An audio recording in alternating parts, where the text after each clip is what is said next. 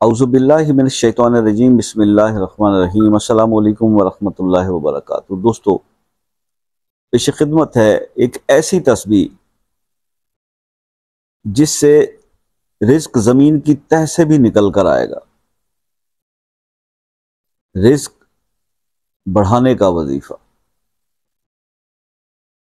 اچھا، یہ بات میں بار بار کیونکہ اکثر اس بات پہ کرٹیسزم بھی ہوتا ہے، اس پہ بھی تھوڑی سی ساتھ بات کرتے رہیں کہ شاہ صاحب آپ بہت بس رزق کے لیے بڑے آپ وظائف بناتے ہیں اور باقی مسئلوں کے لیے۔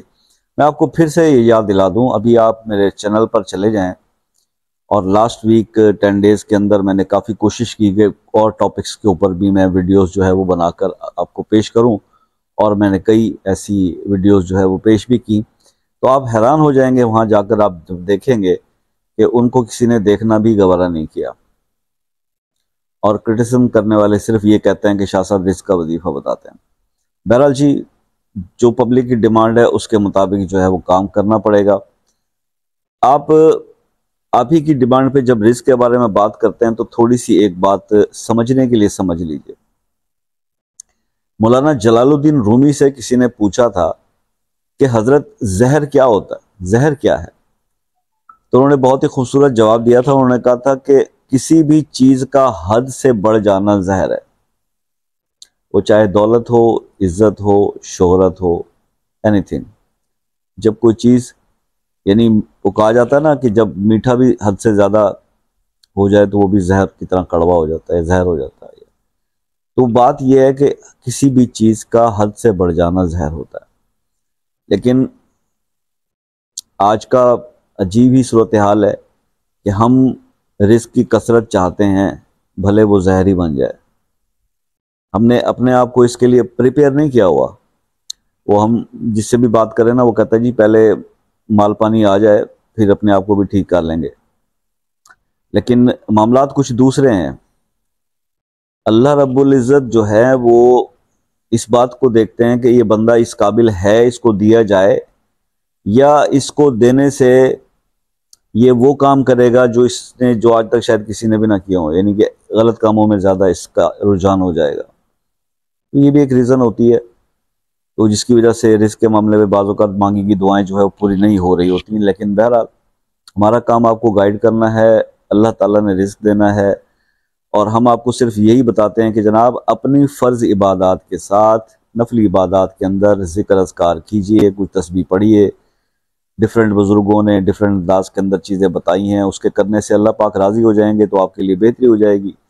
تو رزق کی تسبیح کے لیے اگر آپ رزق کے لیے دعا مانگیں گے تو رزق بڑھ جائے گا، کسی اور چیز کے لیے مانگیں گے تو وہ کام ہو جائے گا۔ اللہ دعائیں قبول کرنے لگیں گے اگر آپ کی عبادات قبول ہو جاتی ہیں۔ تو اب اس میں صرف اتنی سی بات کروں گا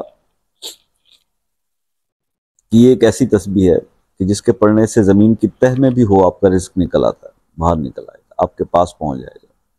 اور رزق تو ویسے بھی انسان کو تلاش کرتا ہے، یہ ہماری غلط فہمی ہے کہ ہم رزق کے پیچھے بھاگتے ہیں۔ تسبیح کیا ہے؟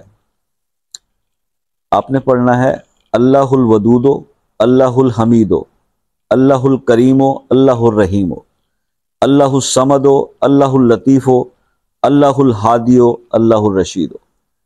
یہ سارا پڑھیں گے تو ایک بار کاؤنٹ ہوگا۔ یہ ایک تسبیح آپ نے صبح فجر کی نماز کے بعد اول آخر ایک بار درود شریف، اور ایک تسبیح شام کو مغرب کے بعد اول آخر ایک بار درود شریف، یہ آپ 21 دن کر لیں، زمین کی تہوں سے بھی رزق آپ کا نکل آئے گا، خوشحالی آپ کی طرف بڑھنا شروع کر دے گی، اور رزق کے معاملات بہتر ہونا شروع ہو جائیں گے۔ بس آپ استقامت کے ساتھ کوئی بھی عمل بتایا جائے اس کو کرنا شروع کر دیجئے۔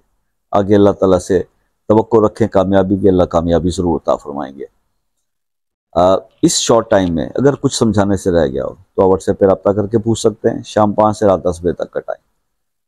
اگر کسی مسئلے میں پھنسے ہوئے اور وہ کئی وظائف کرنے کے باوجود بھی سارٹ آؤٹ نہیں ہو رہا، سالو نہیں ہو رہا، تو دعاؤں میں بڑی طاقت ہے۔ دعاؤں کے لیے اس مسئلے کا جو مسئلہ ہے اور اپنا نام کمنٹ میں لکھ دیجئے، انشاءاللہ دعا کریں گے، اللہ تعالیٰ کے حکم سے وہ مسئلہ حل ہو۔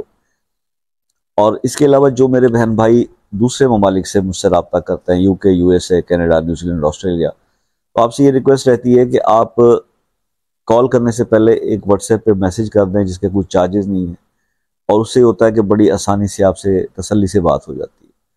تو اپنا بہت سارا خیال رکھیے گا، دعاؤں میں یاد رکھیے گا. زندگی رہی تو نیکسٹ کسی ویڈیو میں آپ سے پھر ملاقات ہوگی. تب تک کے لیے اجازت دیجیے. اللہ حافظ.